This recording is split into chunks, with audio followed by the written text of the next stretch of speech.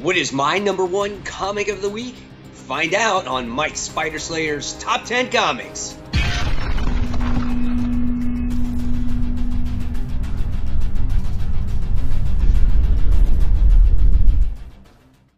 Hey comic book fans, welcome back to Comic Book Corner 2.0, and fans, you're back with me, Mike Spider Slayer, getting ready to do Mike Spider Slayer's Top 10 Comics of the Week, and this is for the week of 12/18. That's right, fans. This show is based off of my top 10 most anticipated comics of the week. That takes place every Sunday night at 10 p.m. Eastern Standard Time. And I appreciate you guys watching this series as well, as this premieres every Friday at 10 p.m. Eastern Standard Time. And you guys have been chatting it up in the chat rooms, and it's been really a lot of fun. So thank you so much in advance for watching this video. So, without further ado, just wanted to let you guys know that there are spoilers in these reviews. So if you haven't read your books, read your books and then come back and see this countdown. Alright fans, so let's get started with my number 10. And so number 10 comes in with Miles Morales. This is issue 1, okay? Yeah, I was kind of disappointed with this book, alright? On my most anticipated comics list, this book was slated in at number 4. I was excited about the new direction of Miles Morales and the new stories that are to come. But unfortunately, this first issue fell flat for me. Now, the artwork is absolutely gorgeous. I do love the artwork here. And it's very bright and it's very colorful.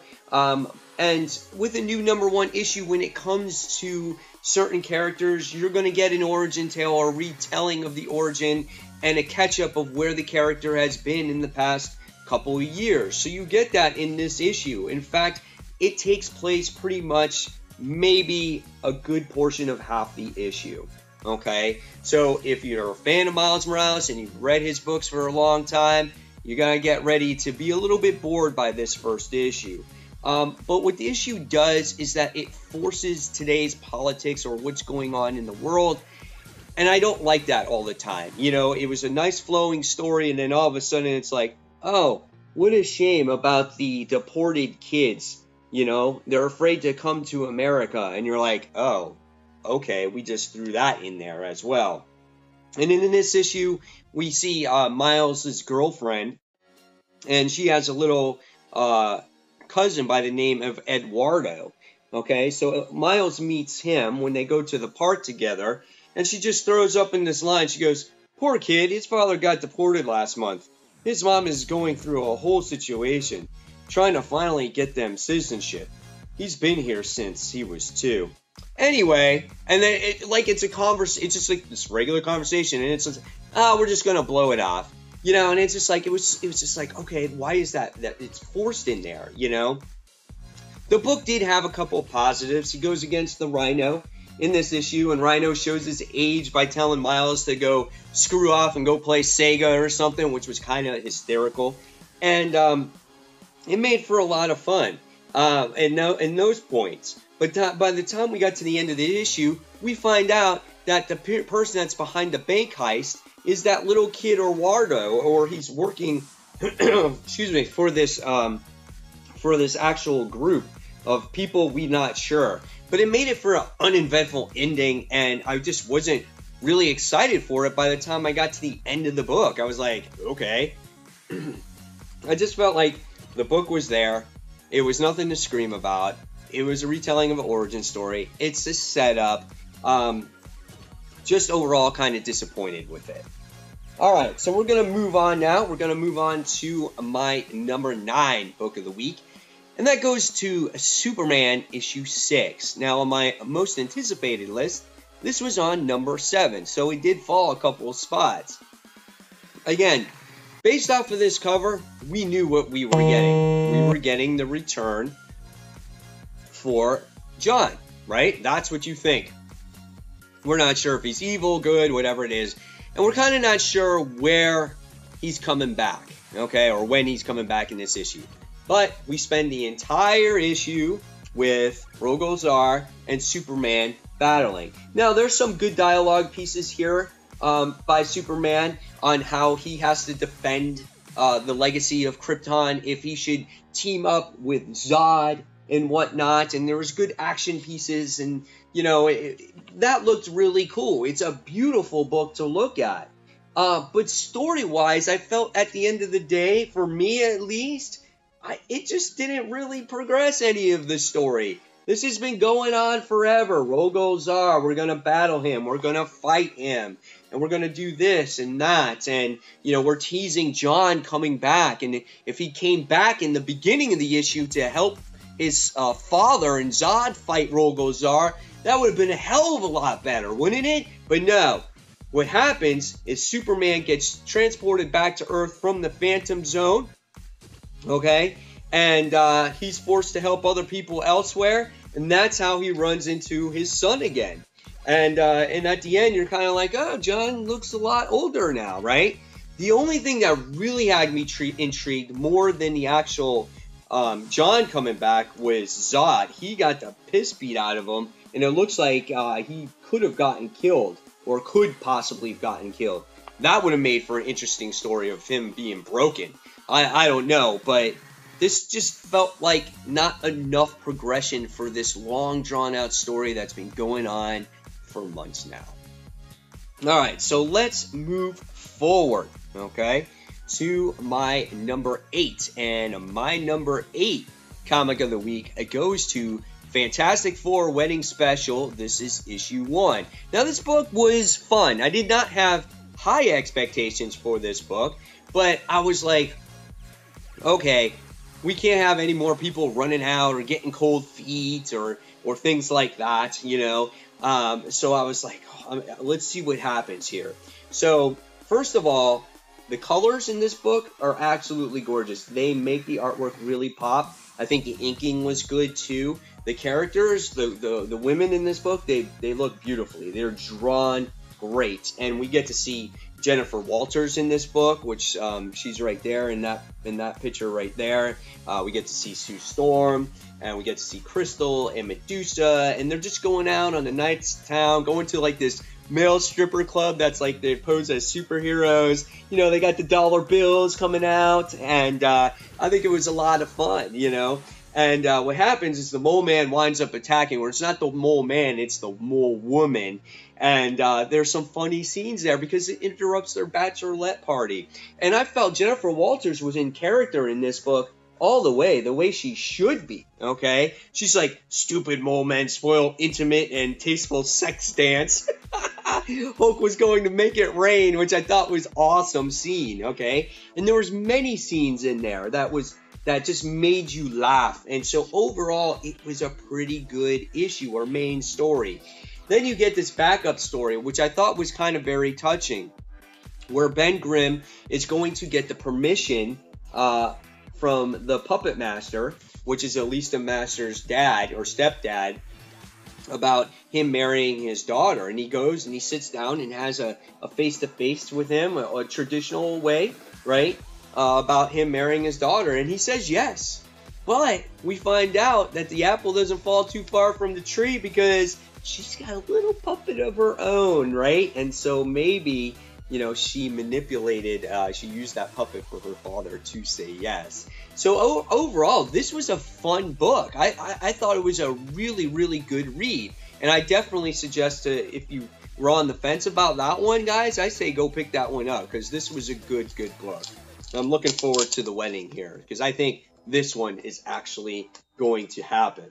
All right, so we're going to move on to my number 7. And my number 7 comic of the week goes to Champions. This is issue 27.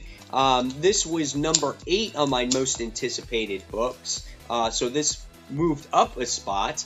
And I thought this was a cool conclusion to the story. Obviously, everything falls right into place. But again, visually, if you're looking for a book to look at, this book is stunning. It looks really good. Love the way Sam Alexander looked in this Dungeons and Dragons type of form. But we wind up seeing all our heroes. They wind up prevailing at the end of the day. against the master or whatnot, and everyone regains their memories, and it was very touching to see these characters wind up working together to get back home, which was really nice. But the one thing that really happened that made this book kind of special was Viv and Ironheart wind up merging together in this fantasy-like world to make everyone come back to normal. And so when they got back to Earth, we wound up finding out that Viv had this special bond with Ironheart. And she's like, do you like the way it felt when we merged together? And Riri was like, well, what do you mean? And all of a sudden, she goes for a kiss. And you're just like, as the reader at that point, you're kind of like, holy shit, I can't believe that just actually happened. I did not see that coming whatsoever. But Riri pushes her away, and she's like, dude, she's like, what the hell? She's like, you're a really good friend, but you saved my life, but I just don't feel that way. And Viv was very emotional there, and she took off. So really good emotional moments there between the two characters. And now we go on to a new story that takes place in the new volume of Champions being released next month. So this was a good book. I love the way that Zub is writing this story. It's been really good as of late. You know, really a lot of fun, great artwork, wonderful book.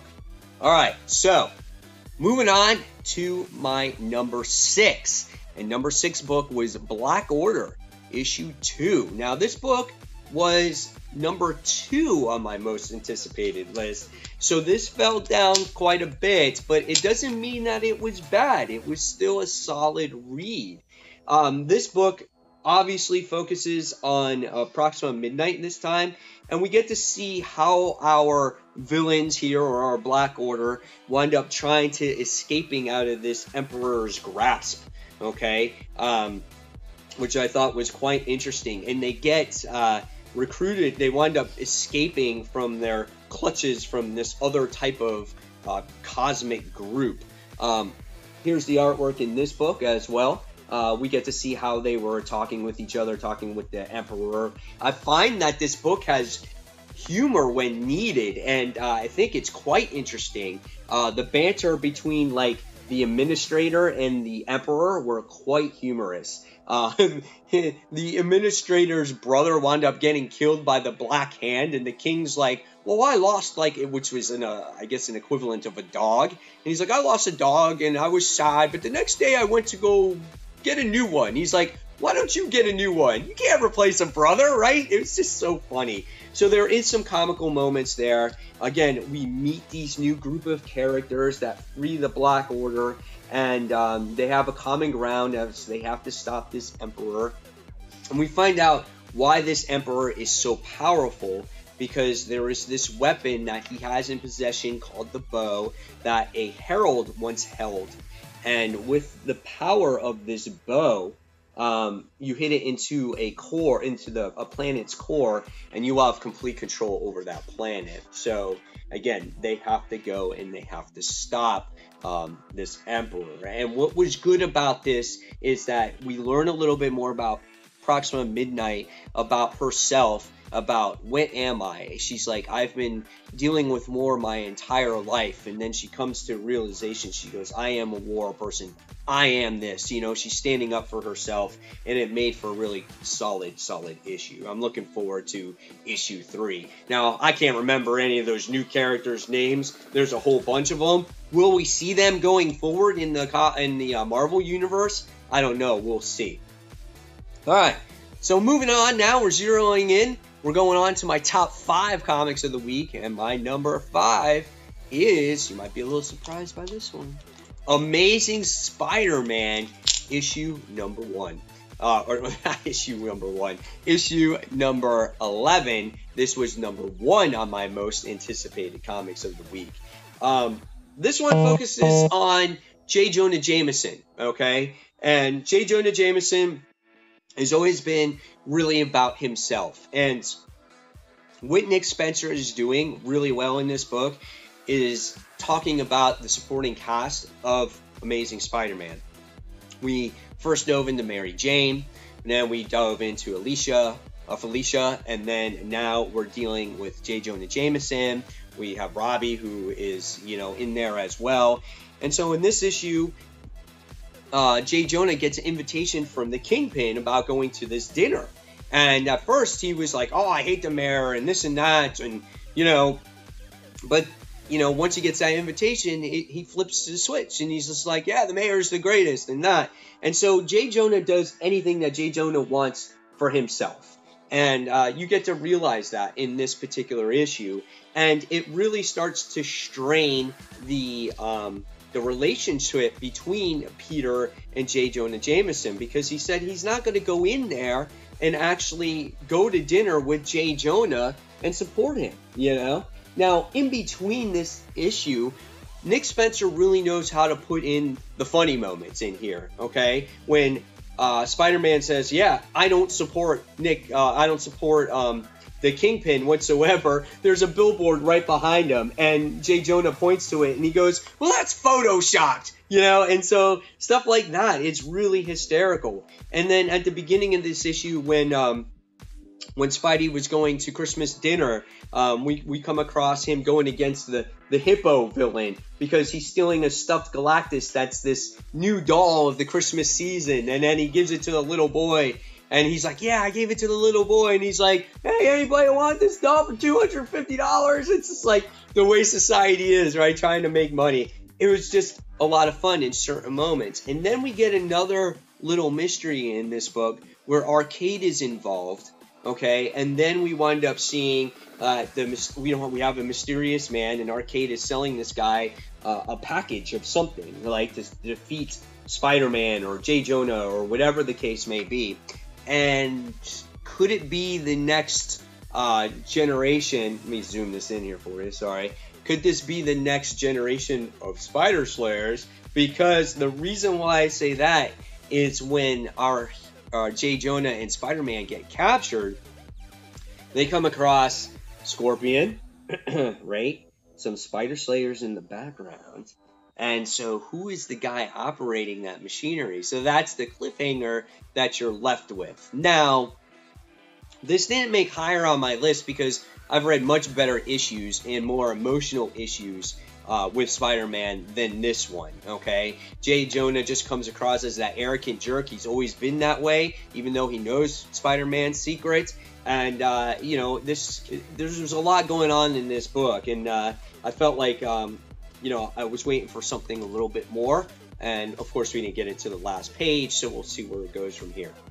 All right, so moving on to my number 4 favorite book of the week, and that goes to... I'm going to do that every time I read this book. Murder Falcon issue 3. Now, this book was anticipated at number 3 for me, but there was the other books that were a little bit better. I've said it before, Murder Falcon is an awesome read. If you guys haven't checked it out, it's the book about a hawk who has been summoned by a guitarist through his guitar to defeat demons. Okay, and this continues this issue as our hero, Jake, and the other band members here are trying to stop these demons. And they're looking to recruit more members of his original band that he played with back in the day. And this time around, it's our drummer, okay? And as this issue progresses, though, and as the story progresses, we get to see the falling out of Jake's original band, which I thought was a very emotional moment. And the reason why is because his wife had cancer, and he had to attend to her. And the band members kind of blame him for not going to them to talk about his situation. They kind of just felt like he bailed. So in this book, you're really mending those relationships. And we also get to see the drummer in here as she is taking care of a sick father. And we get to see that her playing in a band was her way of making some money to really try to take care of her father. But they wind up recruiting her. She's going to do battle against all the demons and whatnot. And so what you get revealed in this particular issue is when our heroes are driving away in their A-Team type of van, they kind of give her their lowdown of what's happening. And she's like, well, I'm on board because I got nothing else better to do. And they reveal her legendary drum set as it has jetpacks on it. So she starts playing the drums on jetpacks, which is so hysterical. And she summons the creature from the oceans, which is some kind of leviathan. And it winds up eating this freaking monster that they were doing battle with. It just eats it right up and takes it back into the ocean. You're like, damn. And then the overlord from the demon world winds up sending out the next monster. And this thing is bigger than ever. And so now what are they going to do to stop the next big monster? This is something from Power Rangers, you know? It's hysterical. But it's so much fun to see how these guys are going to do this battle. I mean, this is so metal. This is something that maybe you would see in the cartoon Heavy Metal, right? I mean, it's such a good book, but yet it's not about just destroying the monsters. It's about learning about the characters and the band as well. Such a good read. I have so much fun with it. All right, so we're going on to top 3 territory now as I just spit into the camera. I'm just so excited. I can't contain myself. All right, so here we go. Top 3. My number 3 goes to Batman Damned, issue number 2. Now, I already put away the copy because I didn't want to open it up. I read it digitally, actually. And this issue was pretty cool, and I'll show you a couple images on here from that book. Artwork, number 1, is absolutely awesome, okay? Looks so good. You have a lot of different characters in there. Batman looks good. Harley's in this issue.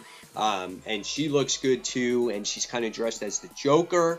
In this book, we get to see a flashbacks of why Bruce in this world doesn't use guns, right? Quite interesting here. It's because his parents got divorced and he blamed his mother, and he wanted to shoot his mother, and he pointed a pop gun at her face or at her head, and she's like, promise me, Bruce, you won't use guns. So that's why he doesn't use guns in this world.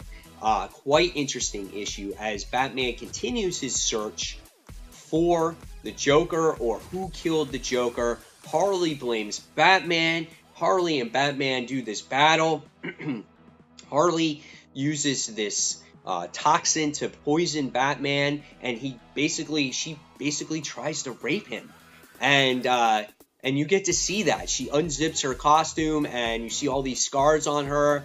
But at the end of the day, Batman prevails with all the anger that he has inside of him and smashes her against the bat signal, and that's how the issue ends. I can only imagine what this book would have been talked about if they didn't censor it, right? Could you imagine if Harley got undressed and you saw all of Harley here, right? Instead of just a portion of her. What would people say then? Because obviously, you know, it still pushes the envelope because it's dealing with, you know, someone practically raping another person, even though it's in the superhero world. I just felt like they could have pushed it even further, you know? So it would have been quite interesting to see how far they would have pushed this envelope if they decided not to censor this book. So we'll see. Kind of defeats the purpose, right? Black Label or whatnot. So I don't know. We'll see. But the overall story, the attention to detail and artwork, absolutely gorgeous here. All right. So we're getting close to the end, guys. And my number 2 book of the week goes to Sideways. This is issue 11. This was on my number 6 most anticipated list. So Sideways continues to impress me. I really enjoy this series, okay? And I'm so sad to see it go, but in this issue, we wind up seeing Ernie, which is Sideways' best friend. We wind up seeing her get captured by the villain Bolt, who has very similar like powers as Derek, but as you learn in this issue, it's not as strong, okay? But he's being paid to capture Derek and to bring him back to that Dark Star Science Laboratory so they can study Derek and open up this porthole, okay? The character interactions between Derek and Ernie are really good. He tries to get rid of her so she's not in danger, which I really liked. And what happens is she tries to get in touch with the Justice League so the Justice League can help him, because she knows he's in big trouble and that he doesn't have enough power to stop him. Okay, so the next thing we wind up finding out is that Derek winds up finding out from the mad scientist in the Dark Star lab is that she basically killed his mother, and he flips the fuck out. I mean, he really does. I mean, he is raging right here, okay, when he finds out the outcome of that. And we also get to see why this scientist has been studying all about this dark matter and all of that nonsense that's going on from, the DC Metal universe and whatnot. But she feels like she needs to be in control of this whole other multiverse. So, her plans are all evil there. And so when Ernie gets in contact with a detective to find out what's going on, or to give him information on what's going on, he winds up going to the building that they're staying in, and the place blows up. So you're like, oh shit. So that's how Sideways ends. I love this book. I really do. I just find Derek such the relatable character. I think he's a phenomenal character.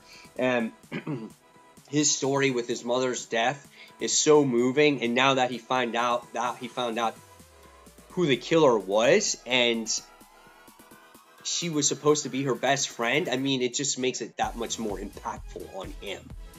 All right, so here we go. My number one book of the week goes to, and I want to hear your guys' number one, or number two, or number three, or all of them of that matter. And if you like this video, don't forget to thumbs it up and subscribe and hit that notification button. So now that I stalled enough, my number one comic of the week goes to Detective Comics.